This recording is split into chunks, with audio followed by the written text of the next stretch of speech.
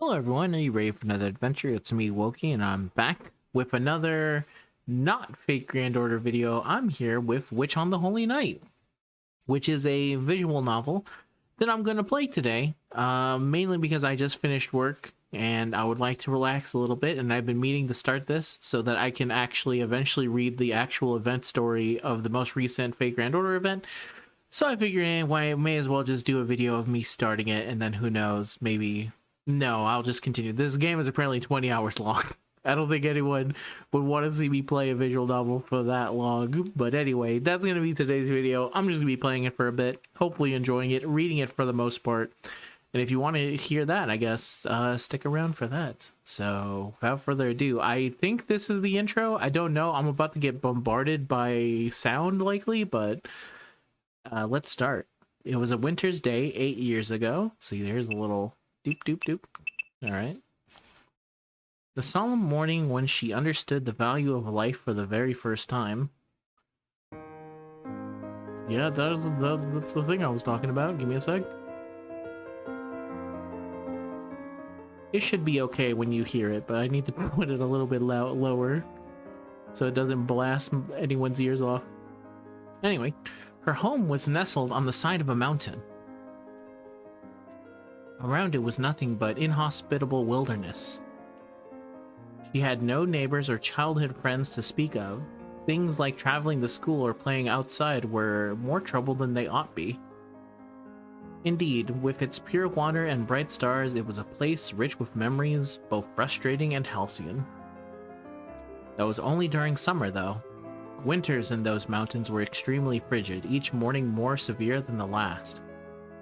Her father would drive her to the train station, after waiting 10 minutes for the engine to warm up and the iced-over windows to clear.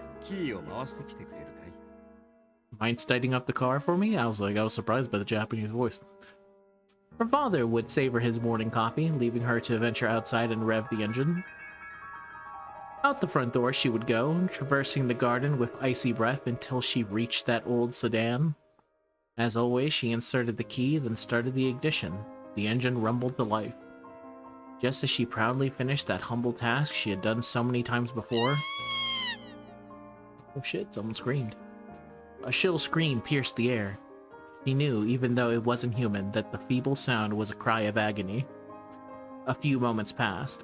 Her father came out and opened the hood of the car. Creaking fan belts. A monstrous-looking engine. And something that didn't belong. That looks like a cat to me. There was a cat, a mother by the looks of it, and her 2 kittens. The 3 cats had been huddled for warmth in the engine's compartment. The mother cat was missing its head. One of the kittens had been mangled beyond recognition by the engine belts and surely died instantly. The other kitten, its face half covered in blood, panted faintly. It desperately clung to its mother, or rather, the chunk of meat that had been its mother, with the last bit of life it could muster. Poor things. The father lamented their plight. The previous night had been especially cold. After he had returned home yesterday, the cats must have snuck under the hood, drawn by the warmth of the engine. They had slept next to the engine, and awoken to a storm of spinning belts. I didn't know much about Witch on the Holy Night, but I didn't think it would start with, like, cat murder. It's not really the direction I thought this was gonna go. Anyway, cars in the 80s were not sealed particularly well. This is true. So this was not unheard of. It's okay. It wasn't your fault. Her father's voice seemed distant. She could only make out a small tuft of the kitten's gray fur. The rest of it was caked in the blood of its mother and brother. I can see its skull. Fragile life of a speckled kitten. Trembling and possibly blind, it continued to nuzzle against its dead mother's chest. Wait! She took the kitten into her arms and ran deep into the mountains to her grandfather's house. Was it because she was overcome with regret? Or was it the shock of grief? Years later, she still wasn't sure. Fighting back the welling tears, she burst into her grandfather's workshop. Her grandfather was a magician who could do anything. She had never seen magic. She knew that magic was a fantasy straight out of fairy tales, but so was her grandfather. She had to find him. He was the only one who could help her, or could help. I suppose you want me to alter this kitten's fate? Cave-dwelling magician said indifferently. This kitten needs our help, she pleaded. Whether it was a simple task or a Herculean labor, her grandfather would not say. He simply granted the girl's childish wish like a machine.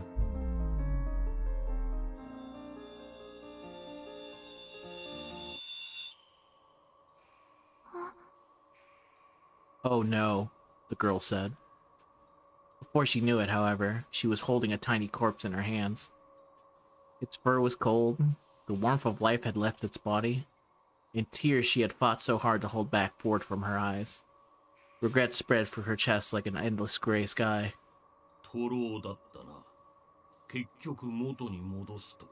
We were too late. Some things cannot be undone. Her mind struggled to come to grips with what had just occurred. The last 10 minutes were a total blank. We've been going for 6 minutes here now, and I'm just going to tell you, I'm also at a loss for words here. It's not really much to talk about. Who she met, what she had known, it was all as if it never happened. The only thing she was sure of was that life, once extinguished, can never return. Is somebody there? Try not to speak over them. That day, it was her mistake that gave birth to me. Indeed. Whatever occurred that day, it was a day of nostalgia and longing. Dude, is this the cat talking? This is the fairy tale of 8 years ago. The day they first met that no magic can ever bring back.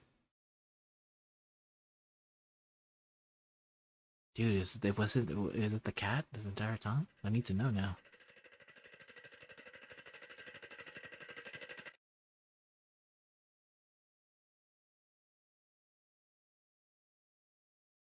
Arrogant, greedy, and able only to destroy, I must be a wolf. I don't have regrets, there's no looking back. If my pride has left you behind, my sincere condolences. But at any rate, I suppose it's my fate to die at the hands of a Little Red Riding Hood. I guess this is chapter 1, Strange One? Okay.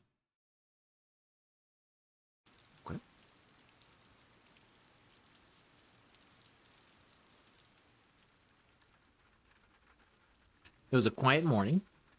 From her bed, she could see the sky was an ashen watercolor gray. Is there a way for me to save right now? There is. Save. Save again. The thermometer displayed 43 degrees Fahrenheit, a rather unforgiving temperature for November. Her stomach woke her up with a growl, pathetically reminding her that she had completely missed breakfast. But lazy mornings like today's were, for her, a blessing. It was already well past 8 in the morning. On any ordinary weekday, tardiness would be unavoidable, but today classes were canceled in commemoration of the school's anniversary.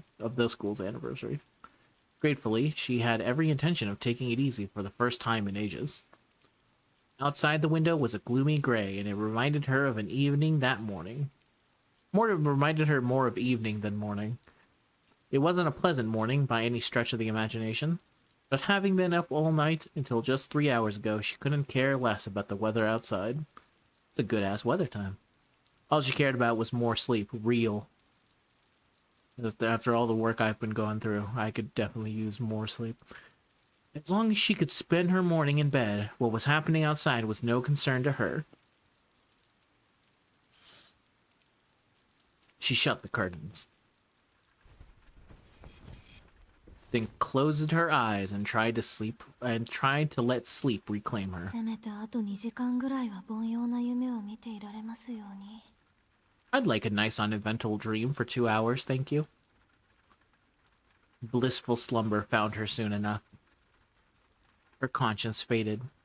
However, her simple request would be mercilessly refused. There's a phone ringing. A faint but shrill sound lingered in her ears. It was the unmistakable ring of a telephone. Much to her chagrin, her eyes popped open out of habit. Oh, come on. Why today of all days? The telephone was situated in the foyer on the first floor. Answering it meant walking down a 30-foot corridor and going down a flight of stairs. In her sleep-deprived state, that distance seemed somewhere between incredibly far and astronomically far. The phone's incessant ringing continued. She knew the caller would eventually give up if she ignored it, but she chose to fight the urge. Why doesn't Alice answer it? She thought her housemate would get it, but she soon had to abandon all hope.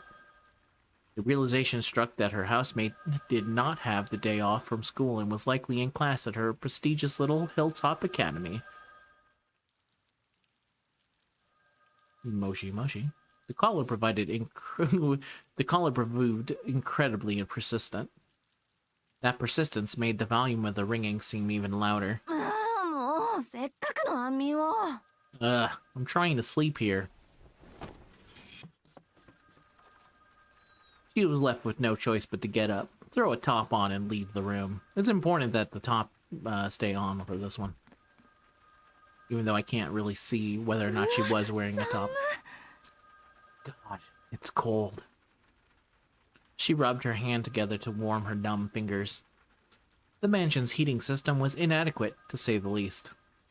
Which meant that winter was the very worst of uninvited guests.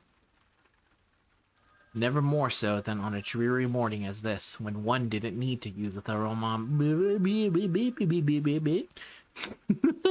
I don't know why thermometer threw me off so hard, but it did. To use a thermometer to know how cold it was. The mansion sat in the mountains and was surrounded by dense forest. Winter always arrived here first, before moving on to nearby towns. The robotic ring of the telephone reverberated throughout the long hallway. The mansion's furnishings had been so perfectly maintained that it made the place feel unlived. It seemed lonelier than it did splendid. Coupled with the dreary mornings, it could have passed for a haunted house. There was actually a movie I watched. There was a movie I watched most recently that does look a lot like this house. It does look like a haunted house. Well, it is a haunted house, I suppose. It's too large for just the two of us. Yeah, fuck, man. How much do you pay for this shit? That's a big-ass house. She counted more than 30 rings since it first began. The caller either had a lot of free time on their hands or had a good understanding of the house's circumstances. She had a strong hunch that it was the latter.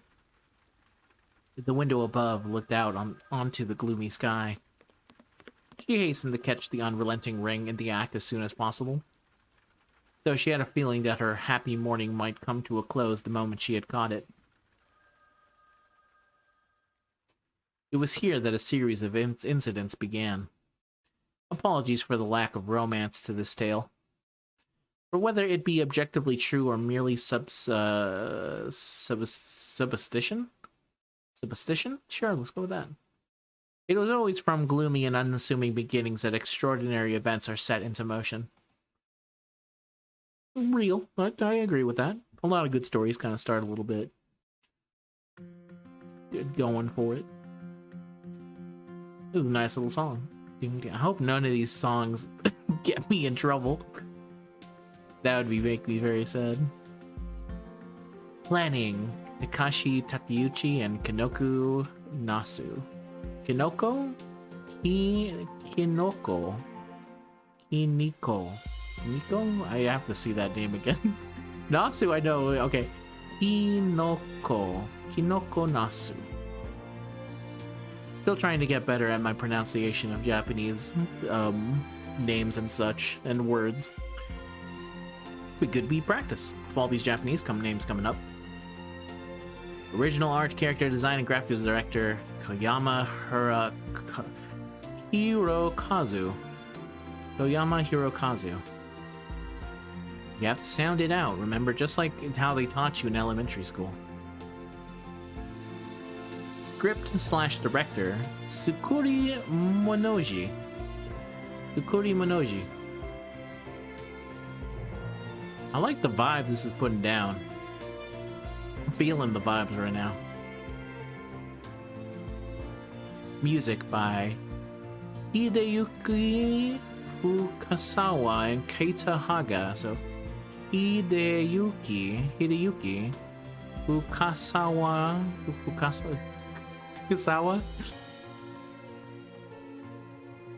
Unfortunately, I wasn't able to get there. Lead background artist Ero. I can't tell if that's not J. So it'd be Ero. Uero.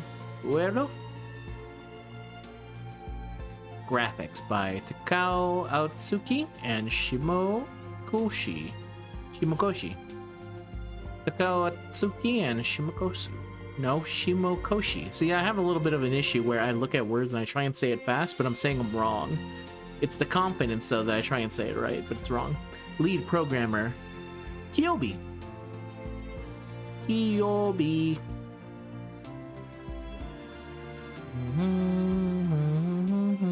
I love rainy days. This also reminds me of, they're not the same game, obviously, but this does remind me why I like Persona 4 so much, is that they really capture the feel of, like, it raining all the time. And just kind of having a laid-back walk in the rain for a bit. It's a nice look. Clouds up in the sky. I asked my sister most recently, which on the holy night? I asked my sister most recently, would it feel like to be inside of a cloud? She said probably not very good. It's like, well, that's probably true, but... Uh-oh, did I lose my... Uh-oh, hold up. Did I just lose everything there? Give me a sec. Alright, I don't know if you saw any of that, but basically for some reason it just stopped. It just stopped taking a look and see what was going on there, so I don't know what the fuck was that about, but... Yeah, I'll save my data here. I kind of wish I could go back a little bit and show you it, I guess, but no. I'll close the menu for now and just say continue on from there. All you really missed was there was the title screen and me saying Japanese names. So maybe it's for the best that I cut out that part and be like, don't worry about it. It's the opening cutscene of it. It might be included if I can just find it and maybe put it over instead. I'll figure out what to do. Anyway, continuing on for a bit. The rain had subsided somewhat by the time she reached the school gates. Sunlight seemed to be playing peekaboo behind the clouds in the distance. It looked like it might be cleared up by early afternoon. Not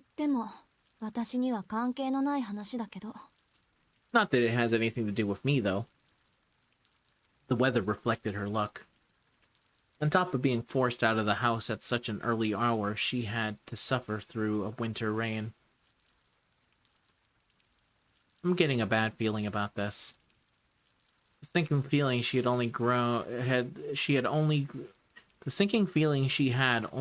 as she passed through the entrance and headed inside. That one took a bit for me.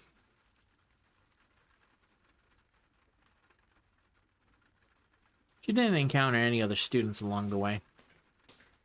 Nor did she see anyone taking part in club activities either. The reception desk to the facility room simply read, "Facility closed." But no, it said, the reception desk to the faculty room simply read, "Faculty closed." The school had given all of its students the day off. Why was she there then? Except those explicitly summoned like her. Oh, that sucks. The fact that irked her more as the minutes passed. I would be pissed if I learned that. No, thank you. What the fuck do you mean that only some people went to school today? She opened the door to the faculty room and headed towards the desk she had visited a number of times before.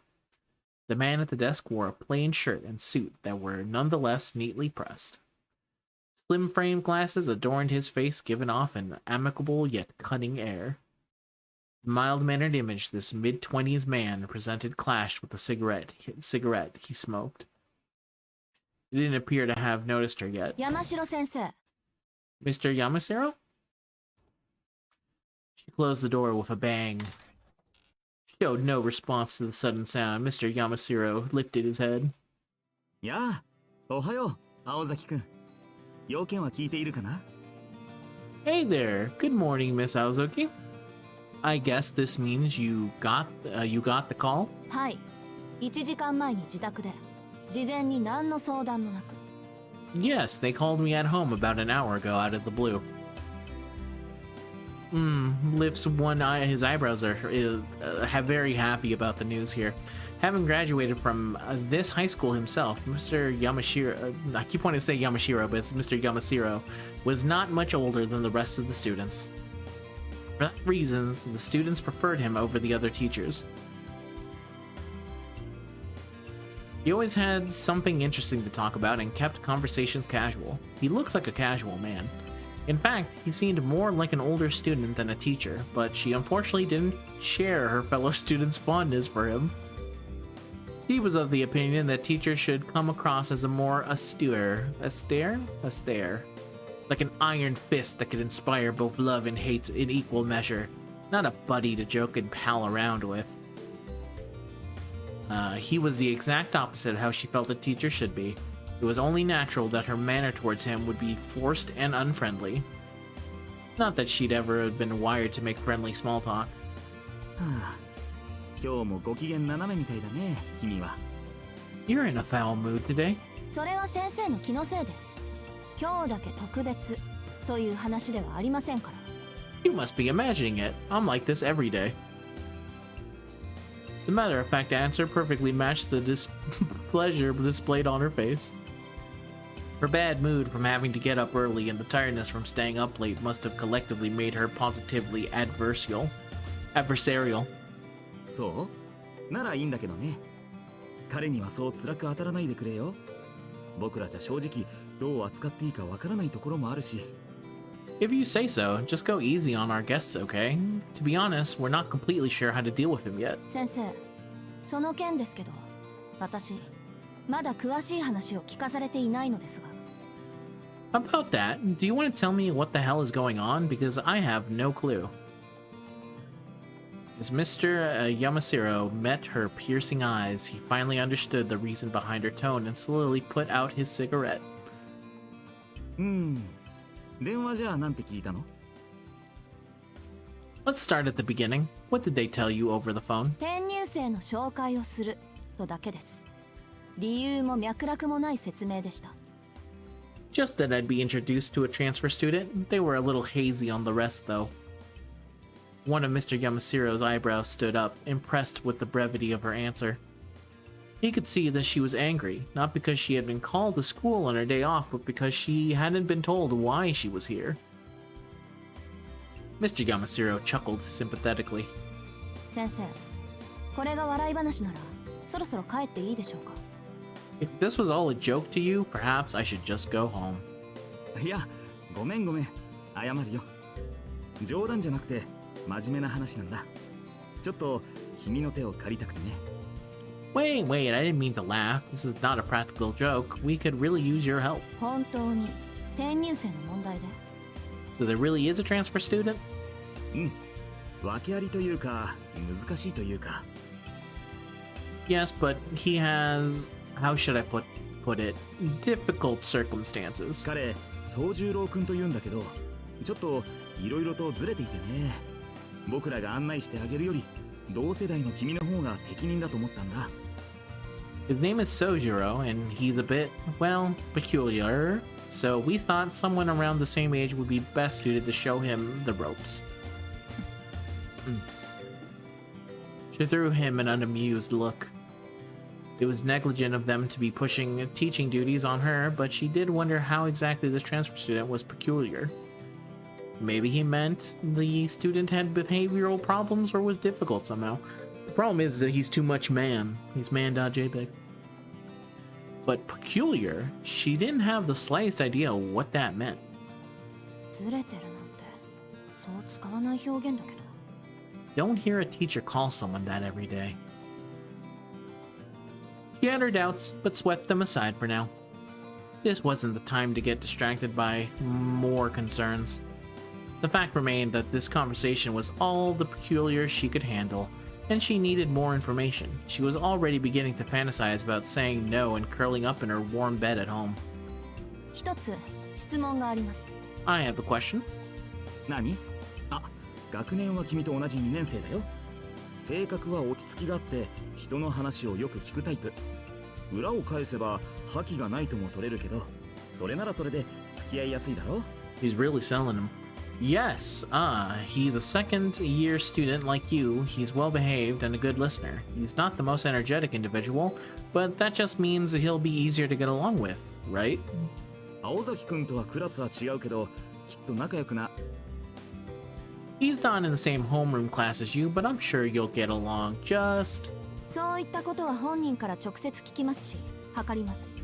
I'll be the judge of that when I actually meet him. そうではなく、なぜ私なんでしょうか。 But none of that answered my question. Why me? Though her tone was still stern, it was clear that she was willing to cooperate. She had decided to put her feelings of dissatisfaction aside and focus on the task at hand.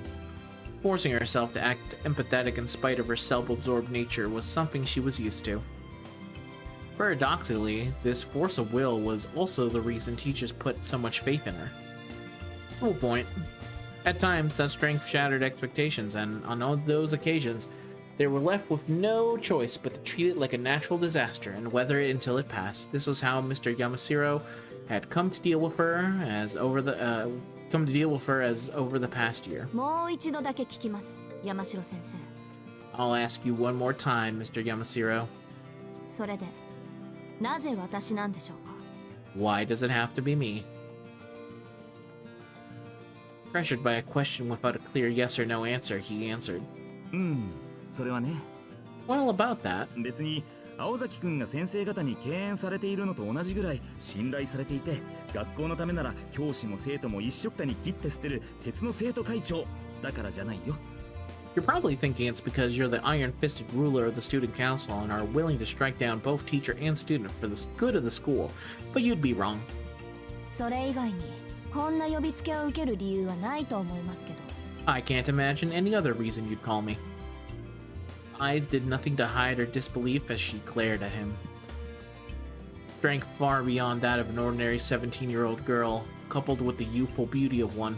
Okay, calm down. Game.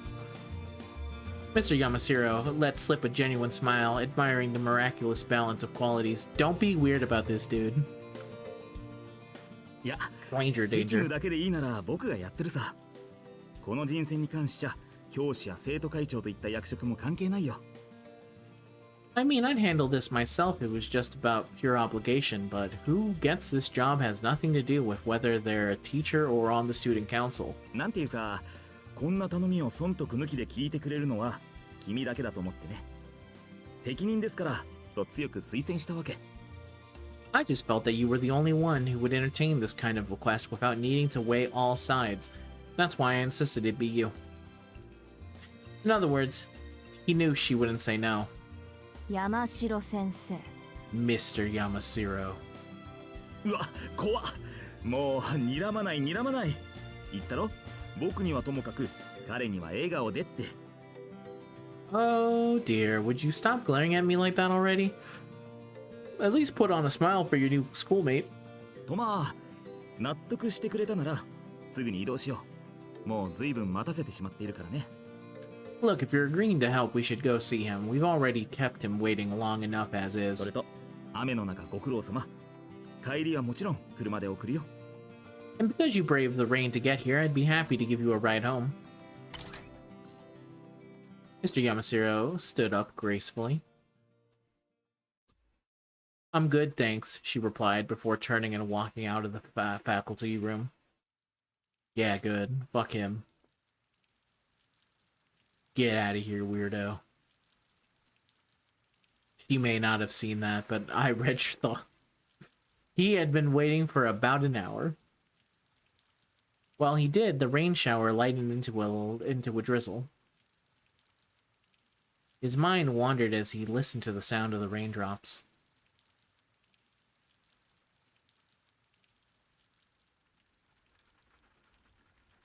The room was filled with neatly arranged rectangular tables. He was the only one there. Quite some time had passed since he had been brought into this room and asked to wait. Even the best behaved student might have grown dissatisfied or anxious with the situation by now, but the boy stuck to his spot like a scarecrow. He was chilled to the bone. It was the end of November, and the low temperature in the morning had marked the start of winter. The room was not much warmer. The heater had been turned on. Either he'd missed the teacher telling him to turn it on, or he'd never seen one in his life.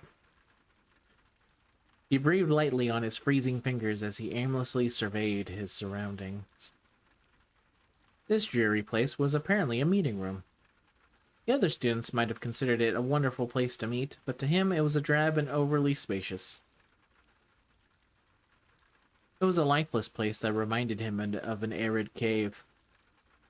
Stuck in this cold room with absolutely nothing to do, his mind turned to what they wanted to discuss.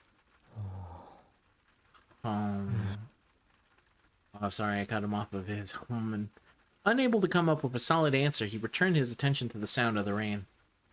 The rain hardly resembled the rain in the mountains, though he could still recognize it, barely. The smell and sound were harsher, but at the end of the day, rain was still rain. Even this world, alien as it was, could have something in common with the mountains. That trivial detail perked him up a little.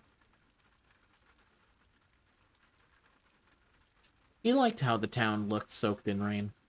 Actually, he preferred sunny weather, but he likes rain in its own way. Yeah, I'm feeling you, guy. I like rain too. The fog from the rain had soaked up the scent of the soil, and it reminded him of home.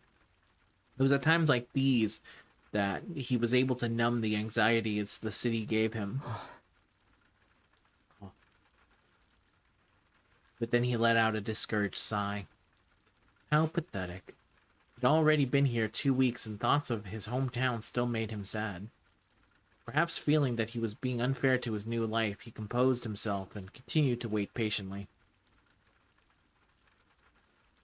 As if having a passion for distractions, his attention returned to the sound of the rain once more. Waiting like this didn't seem like it'd be particularly hard for him. He quietly endured the numbing cold and the hour along with calm, deep breaths. As the saying goes, good things come to those who wait. A strong point of his or not, he was astonishingly patient. I can relate to that. I'm also patient to a point, I guess. Unless you know me more, and then I guess I get more impatient, but I don't know. I think I'm pretty patient. Anyway, it was certainly helping him out in this moment.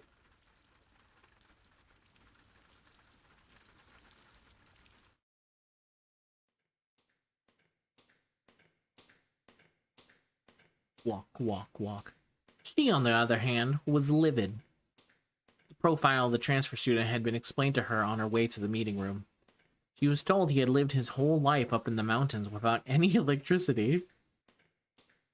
That meant more than half of civilized society would have been an utter mystery to him. なんて絶望的な断絶。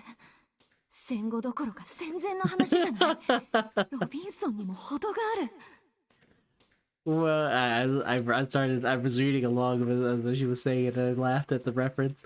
What a miserable level of isolation. How is this even possible in a post-war Japan? He's like Robinson Crusoe.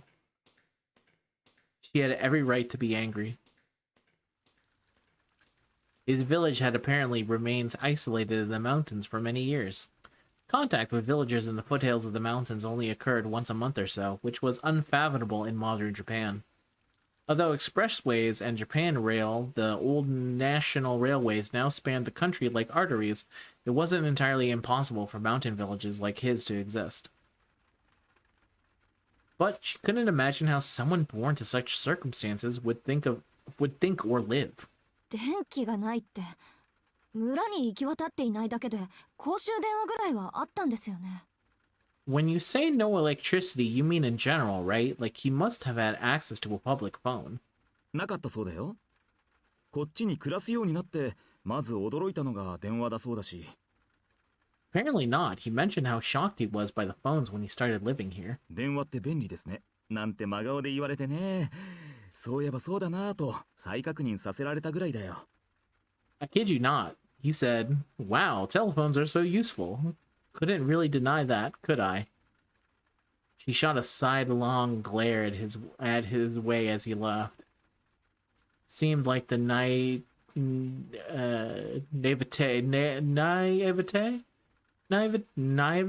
I know it's naive, but it's like naivete, the naivete of the country. I know I'm saying that wrong. Naivety. Nope, that's not naive. It seemed like the naive. Naive. Sorry, it's like 1:42 a.m. as I try to say words. This is probably very annoying to anyone who's still watching at this point.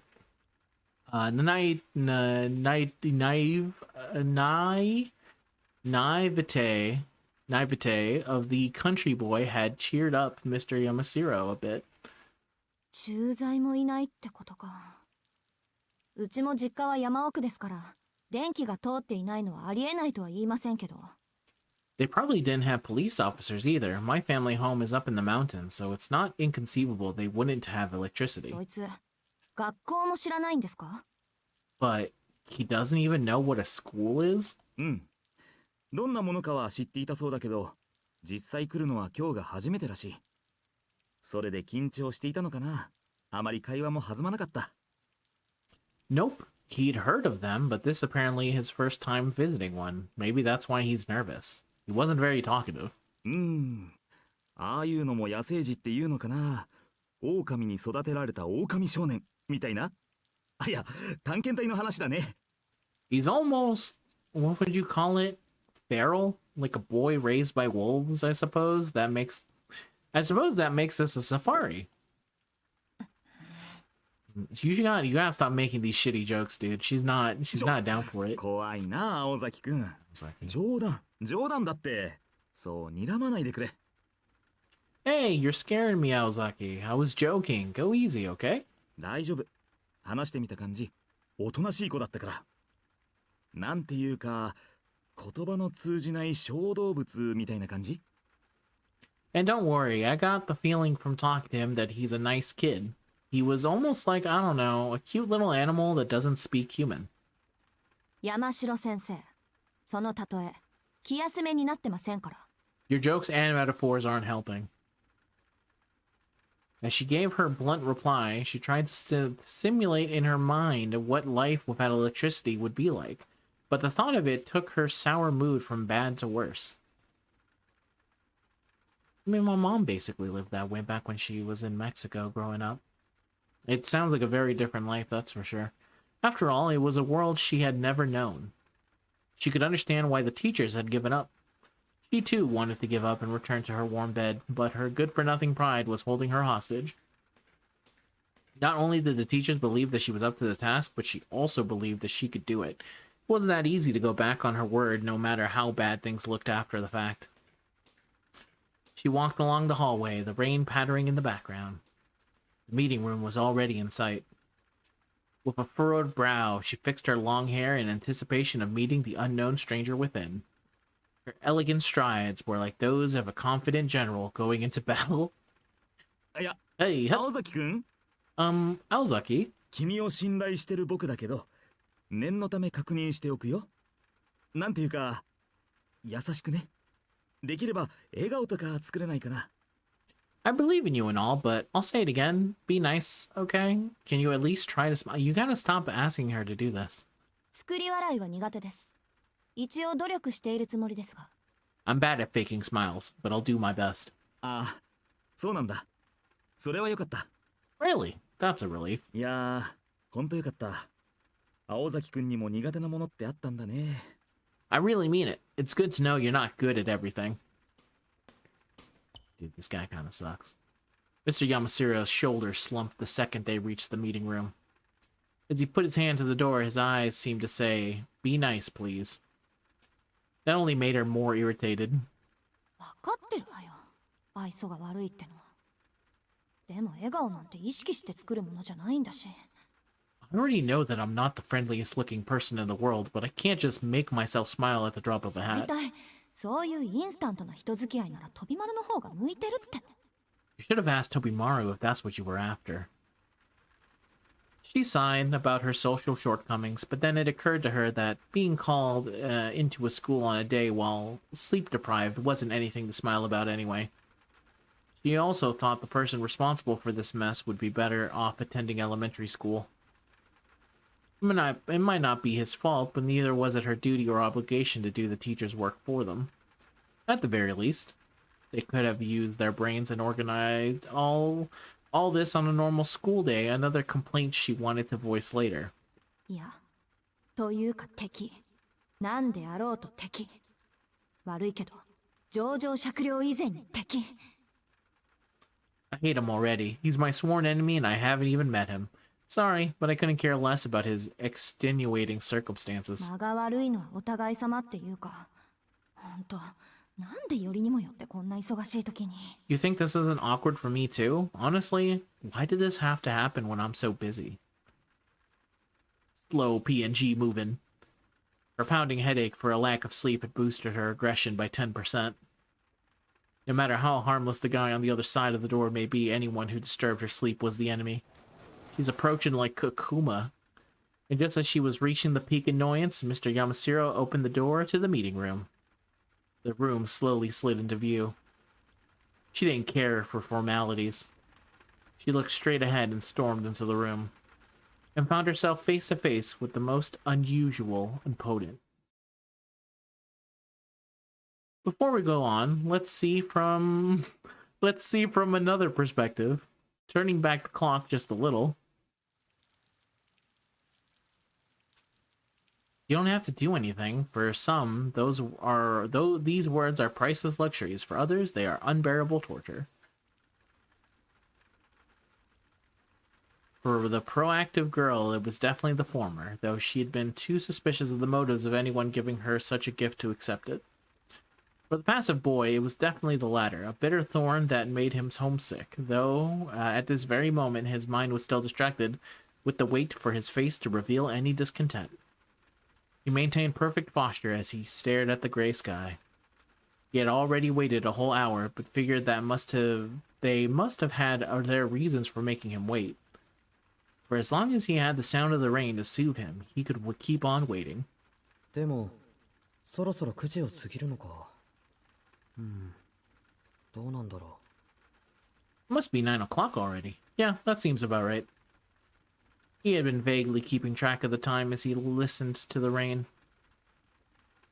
Due to the holiday, the school building was completely silent, except for the patter of the rain on the window. The mood felt as damp as the air. It was then he heard the heavy clatter of footsteps よ approaching. かった。忘れられているかと思った。 Finally, I thought they had forgotten about me. He could hear 2 sets of footsteps, one heavier set belonging to an adult.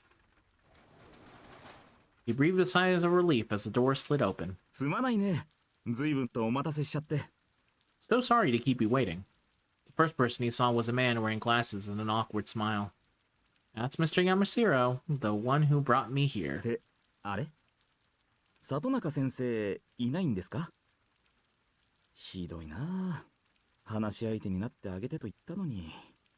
Hey, where's Mr. Sanonaka? I told him to keep you company. Shouldn't have left you here. Mr. Yamashiro scratched his eyes, looking increasingly apologetic.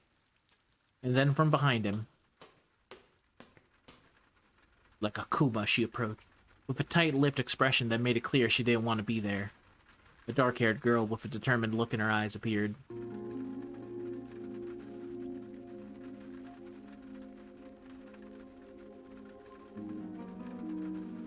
Ding, ding, ding. Face off.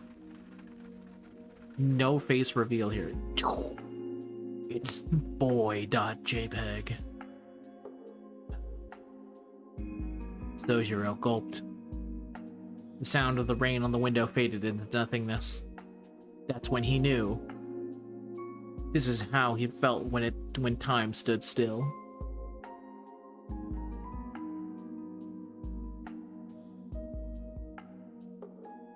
She does look mad as fuck.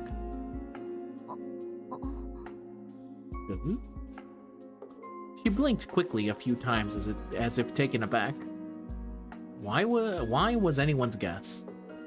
Boy was everything she expected a naive country boy to look like. However, she felt something she couldn't understand.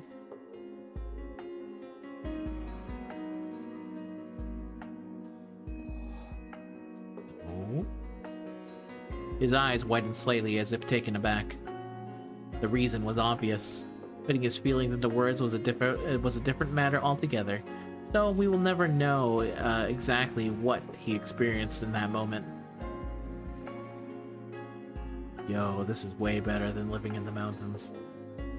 That's when it hit him. He sensed he had been touched by the hands of destiny.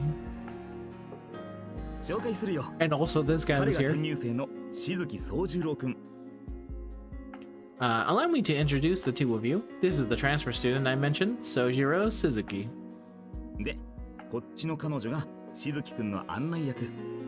And this is the girl that will be showing you around.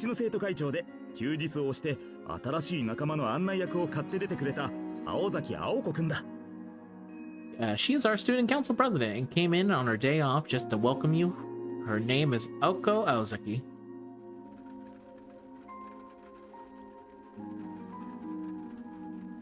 His voice and the sound of the rain seemed distant. This is how they first met. Such was their start, for better or worse, like the ephemeral beauty of fireworks.